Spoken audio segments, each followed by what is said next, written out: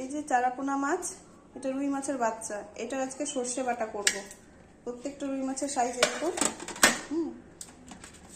এরকম 4 পিস আছে। এটা আজকে সর্ষে বাটা করব। আমি কিভাবে করি আপনারা দেখবেন শুরু থেকে শেষ পর্যন্ত। চারাপোনা মাছের সর্ষে বাটা করব, তার জন্য নিয়েছি হলুদ সর্ষে, লাল সর্ষে, 2টো কাঁচা লঙ্কা, 1টা শুকনো লঙ্কা। এটা এবার বেটে নেব। মাছের মধ্যে লবণ দিয়ে দিলাম, হলুদ দিয়ে দিলাম। লবণ হলুদ ভালো করে মেখে নেব।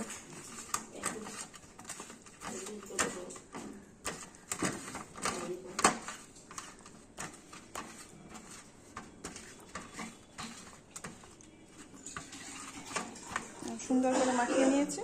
এবার মাছগুলো ভেজে নেব। কড়াই গরম হয়ে গেছে, এবার তেল দিয়ে দিলাম কড়াইতে। এক এক করে মাছগুলো ভেজে নেব।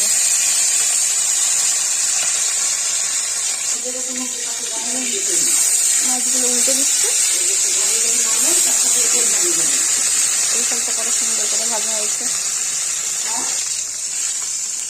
আমার মাছ ভাজা হয়ে গেছে, এবার মাছগুলো তুলে নেব। মাছ ভাজা তেলের মধ্যে 1টা শুকনো লঙ্কা 2 টুকরো করে দিয়ে দিলাম।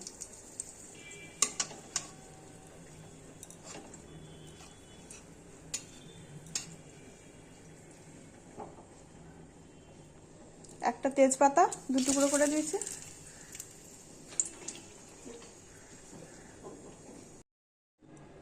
এবার ফোড়নে দিয়ে দিচ্ছি কালো জিরে। যে আমার সর্ষেটা বাটা হয়ে গেছে, এবার সর্ষেটা ঢেলে দেব।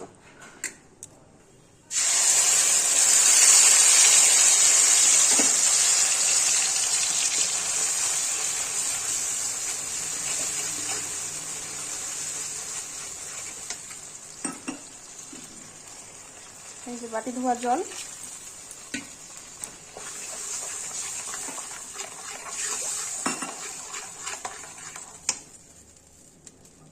আরো সামান্য একটু দিয়ে দিলাম।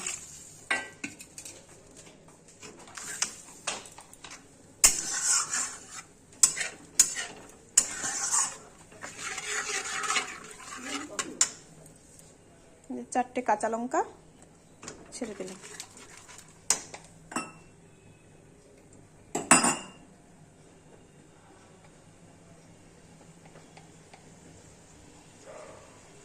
সামান্য হলুদ,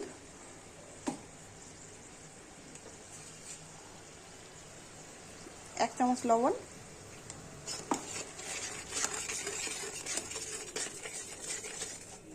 সর্ষে বাটাটা ফুটে উঠলে মাছগুলো ছেড়ে দেবো এর মধ্যে।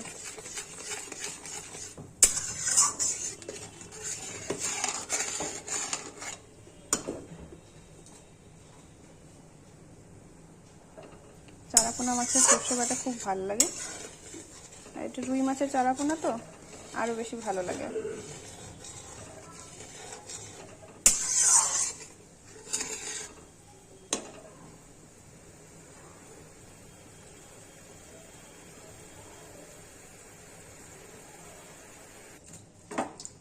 এক এক করে মাছগুলো ছেড়ে দেব।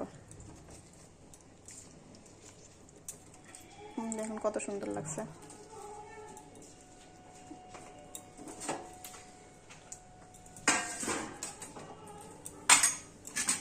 পুকুরের টাটকা চারাপোনা খেতেও দুর্দান্ত হবে।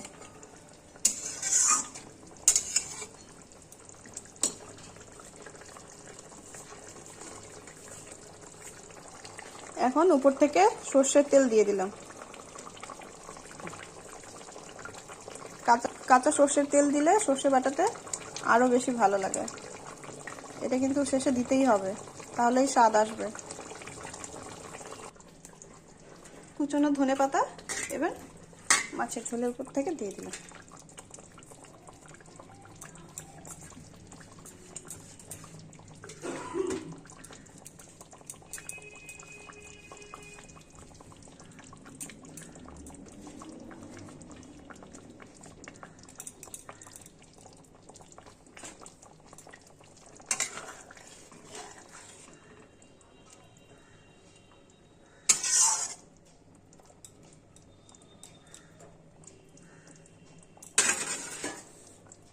5 মিনিটের জন্য ঢেকে দিলাম।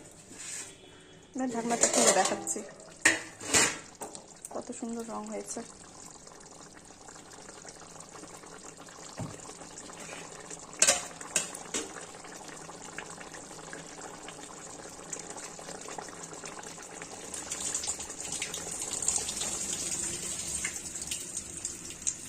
আমার চারাপোনা মাছের সর্ষে বাটাটা হয়ে গেছে, এবার নামিয়ে নেব।